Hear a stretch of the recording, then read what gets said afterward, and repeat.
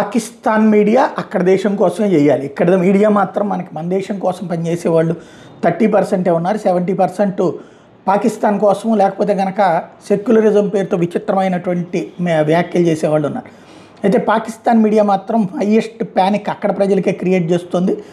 25 మంది ఇజ్రాయెల్ మొసాద్కి సంబంధించినటువంటి టీం భారతదేశం వచ్చిందని, వాళ్ళందరూ అడ్వాన్స్ టెక్నాలజీతో కాశ్మీర్ కార్యకలాపాలన్నిటికి సంబంధించి ఇండియాకి సహకరిస్తున్నారని, టోటల్గా ప్లాన్ అంతా కూడా వీళ్ళిద్దరూ కలిసి చేస్తున్నారన్నటువంటి చెప్పుకొస్తుంది. టోటల్గా పాకిస్తాన్కి పెద్ద థ్రెట్ క్రియేట్ చేయడానికి చూస్తున్నారన్నటువంటిది. వాస్తవంగా ఇజ్రాయెల్ సహకరించవచ్చు భారత్కి, ఎందుకంటే ఇప్పుడు పాకిస్తాన్లో ఈ తీవ్రవాదుల చర్య హమాస్ చర్యలాగానే ఉంది.